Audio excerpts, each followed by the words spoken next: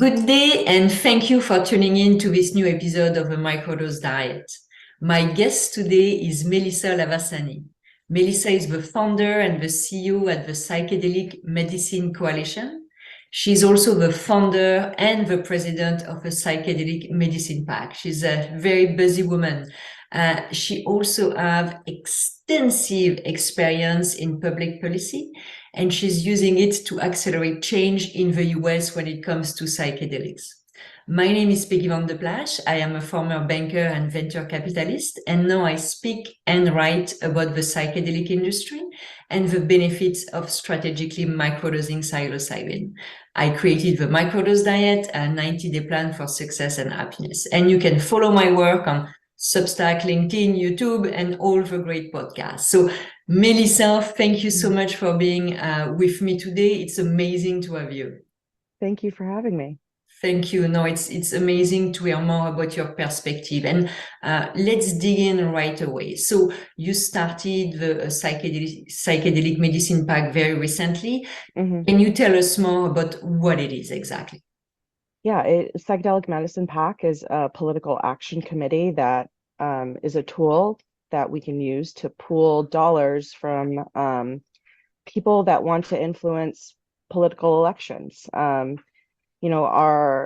U.S. system is so that we are allowed to create these structures and really direct dollars that are donated from the general public to influence elections. This could be, this PAC structure as can be used for good, it can be used for bad. It's debatable whether money should be involved in politics, but in my perspective, we have to remain agnostic to that moral discussion and accept the fact that this is a pay-to-play system that we are working in.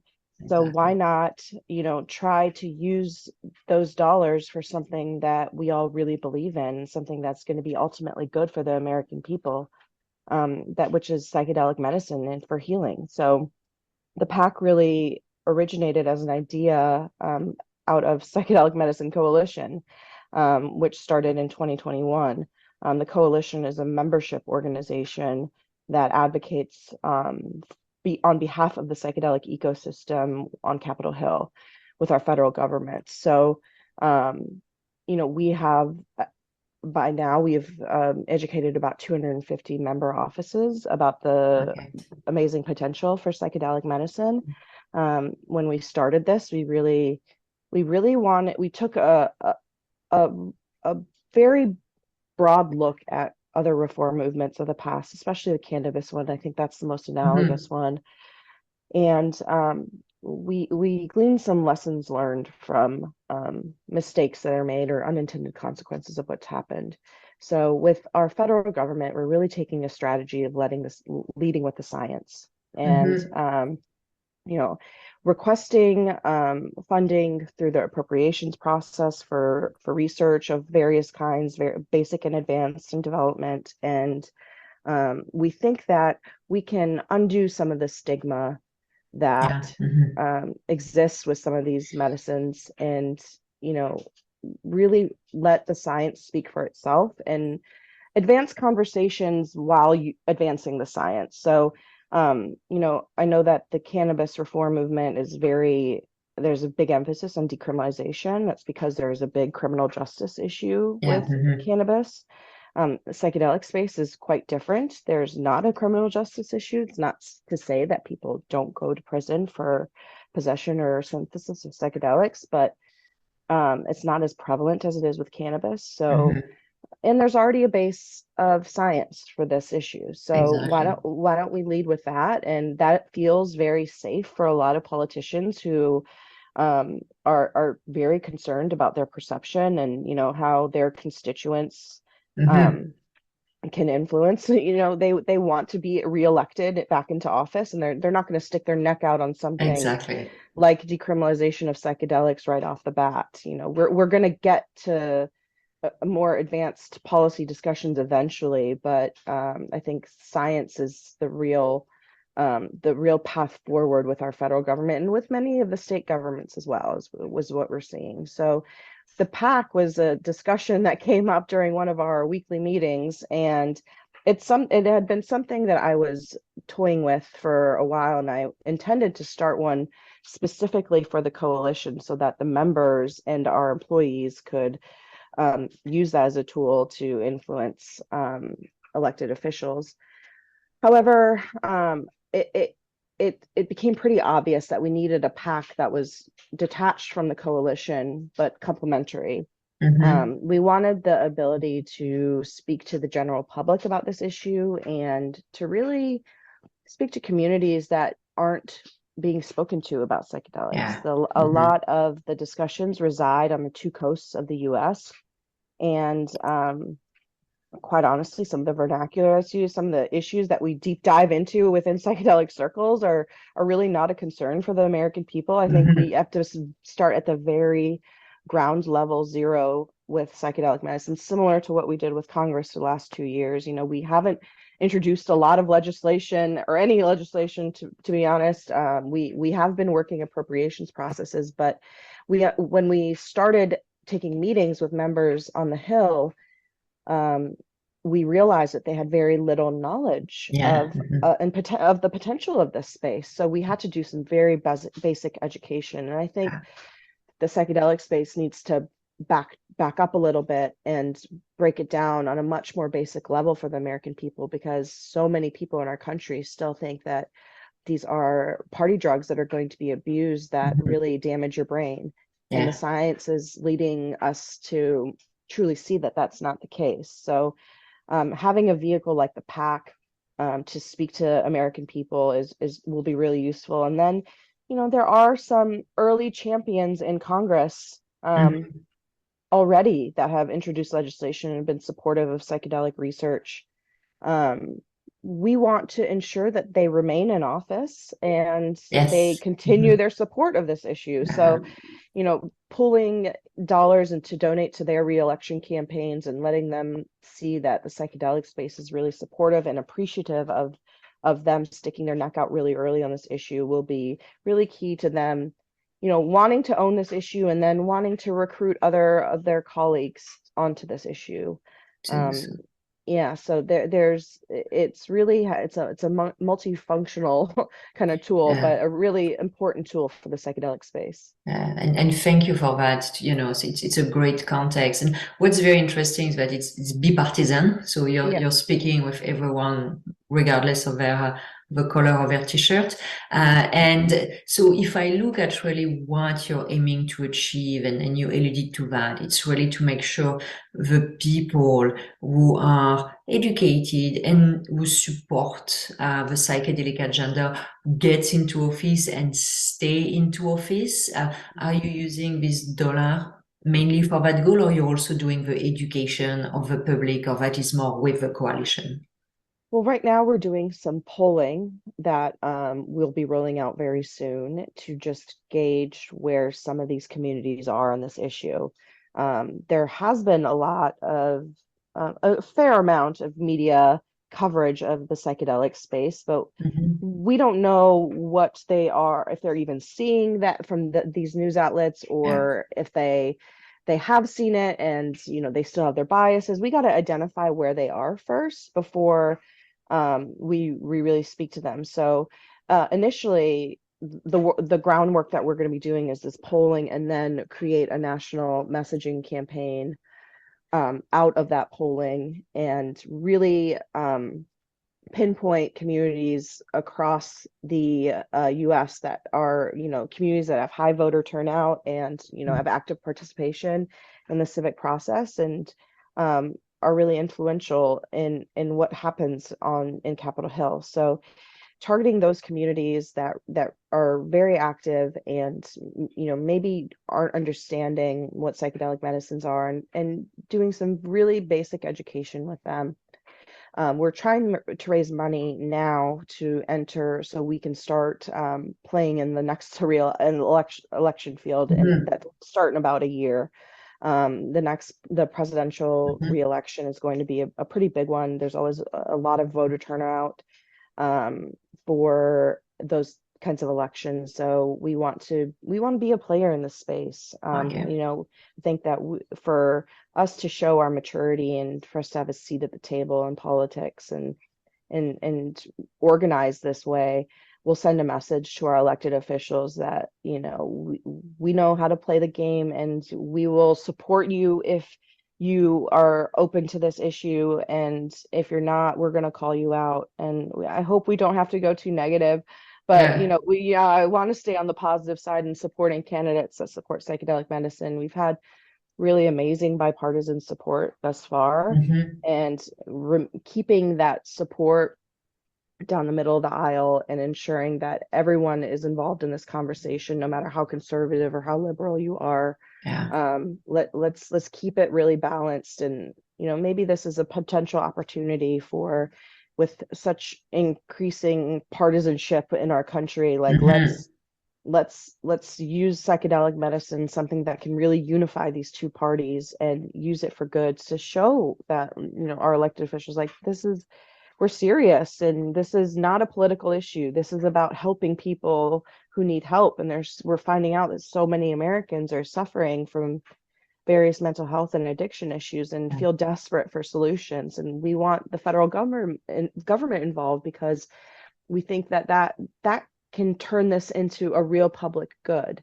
We can, you know, really ensure that we don't create unintended black markets or gray markets for this issue. We want to ensure that people have the healing that they need. This is really urgent, but also take the time that we need to put the right policies in place and move incrementally forward, so that the system that we create is as equitable as it can be, and can ensure that the most amount of people have access to this and it's affordable. Yeah, and I think you're absolutely right. It's not a political issue. Mm-hmm. And I really love the fact that you're going on both sides of the aisle, because it has nothing to do in terms of politics. We made it politics 50 years ago, but it had nothing to do in that agenda. So what have been the reactions to your PAC so far? Do you see a lot of excitement? And we're going to put in the comments the link to the PAC so people can donate, they can get information to both the coalition and to the PAC. So we'll add all of that. Yeah. Great. The reaction has been really positive so far. I think that the psychedelic space itself is excited to see something like this come up so early on. You know, I think that this was kind of playing the game that is in front of us. I say it's playing a game, but really it's just being involved in our political process. I think with cannabis, there was a lot of, you know, demanding of change and kind of taking an oppositional stance against the government. But with psychedelics, and the approach that we're taking at a federal level is, hey, I want to work with you. Like, I want the psychedelic space to partner with the federal government on finding solutions. You know, we're not going to be able to do this in a vacuum. We're not going to be able to do it state by state. We've seen how damaging state by state reforms without having the federal government involved has been for the cannabis industry, and the instability that it has created has been really awful. We've got to do better for the psychedelic space. I think that there's way too much on the line, and there's too many people suffering for us to half-ass this. So we got to go all in, and that is putting a full court press on our federal government to not just sit back and watch states advance and, like, let them do what they want to do. It's a state issue. It's really not a state issue. Our federal government needs to be involved in the healing of the American people. And you know, we got to get insurance companies, we got to get Medicare coverage. We got to do some workforce investment to get more people into the therapy space. We got to get them trained on psychedelic assisted therapy. And the only way to do that is if our federal government works hand in hand with advocates in scientific community, the psychedelic medicine industry. You know, all of us working together is really what's going to create a system that is most fair for people. Yes, exactly. And so you're obviously extremely passionate about the topic, which is amazing to hear and see. So what really gets you started? Not just the PAC and the coalition, but where did your interest in psychedelic even came from? Yeah, prior to 2018, I'd never even tried a psychedelic before. It was one drug I had zero interest in experimenting with. I assumed it was for like hippies and Yes. people with no ambition in life. And, I had those preconceived notions about these drugs. And it wasn't until I was battling my own mental health battle with postpartum depression after the birth of my second child that I found myself in a place where my life was falling apart. I had a great career and a supportive husband and great family, two healthy children. Like what more could I have asked for? But my mental health was in severe decline, and I felt completely out of control and really disappointed by our healthcare system. Um, I tried to talk to my doctors about this, and they assured me that this is all very normal. This was this normal experience of like wanting to die. Is like I was like, what? How is this normal? Like I Yeah. should want to be here for my children, but in my mind, my depression had convinced me that my family would be better off without me because I was just in such a downward spiral. When I decided to never take antidepressants. I've had two friends now who've taken their lives while being on antidepressants. So whatever paranoia I had about those drugs was really reinforced by my Mhm. depression. And when I stumbled upon a podcast that was talking about psilocybin mushrooms and their potential to heal mental health issues, I was fascinated by this. It was, of course, we have medicine that can help with something like this that, grows out of the ground.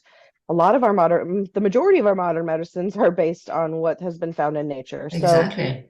that made logical sense to me. My husband, in a much earlier time in his life, had experimented with psychedelic mushrooms. He came from a place where at 14 years old he was taught what mushrooms to pick, and him and his Mhm. friends in their younger years would go listen to music and have mushroom experiences. And um, he listened to this podcast with a very different lens, and he's like, this makes a lot of sense. When you have a night with mushrooms, you're never hungover the next day. You feel amazing for weeks. Like, he's like, let's try this. And at this point, we were in like marriage counseling. I was trying to go to therapy on my own and was just failing miserably at it.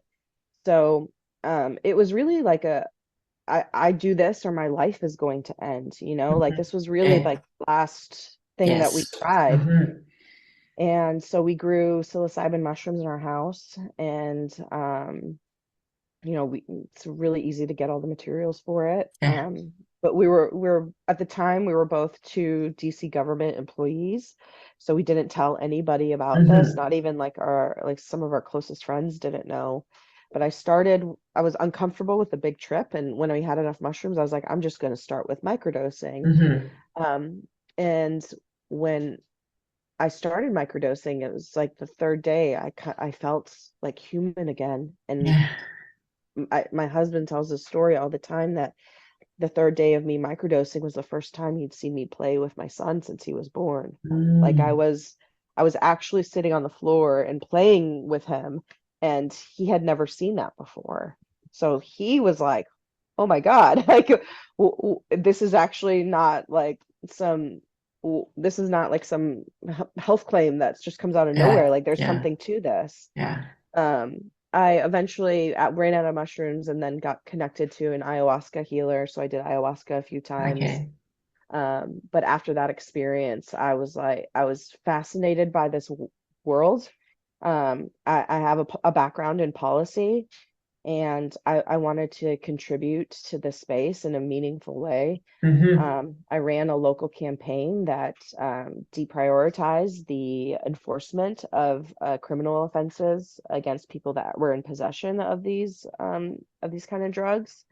We ran that campaign based on my own personal story and stories of other DC residents that Yeah. have gone through the same thing, and we won by 76%, which was Wow. groundbreaking. That Yeah. made history. And after that, I was like, I want to continue this work. Where's the gap in the psychedelic advocacy space? And it was really with the federal government. No one was really talking to Congress about psychedelic medicine at the time. And we created this organization so that we can effectively lobby Congress and get them to move the needle on this issue.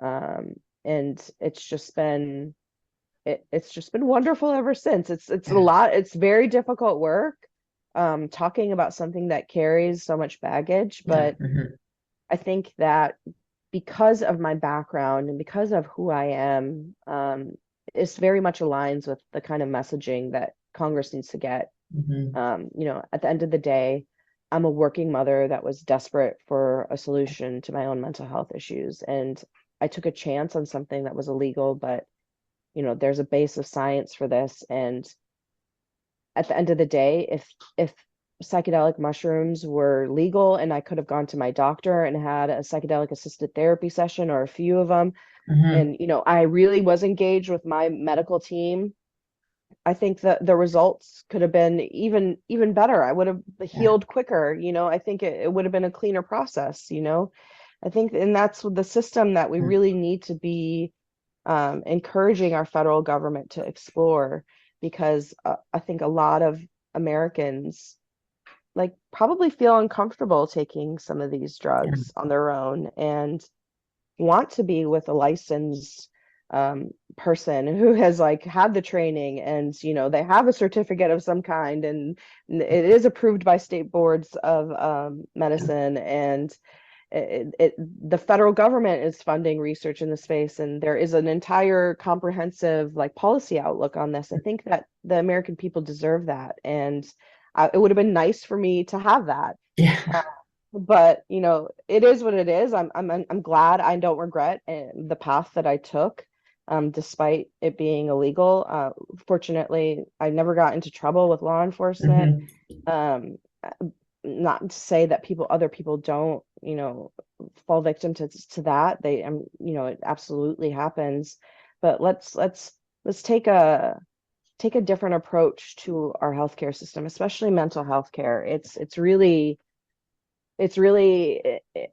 lacking a lot of structural things that people need to have support in this space. I think our medical community is trained to treat our bodies like we are a machine that gets broken at times, and our mental health has been considered secondary to all of it. But there is absolutely a cultural shift with the mind-body connection, even within traditional medicine communities. I think that they're starting to see the light of day, that there's something more to our health than just our physical body. It's our mental and spiritual well-being that plays a role and influences that. So we just have to continue to do this work and work within the systems that are given to us, and ensure that this issue remains fact-based with the people that can change the laws, and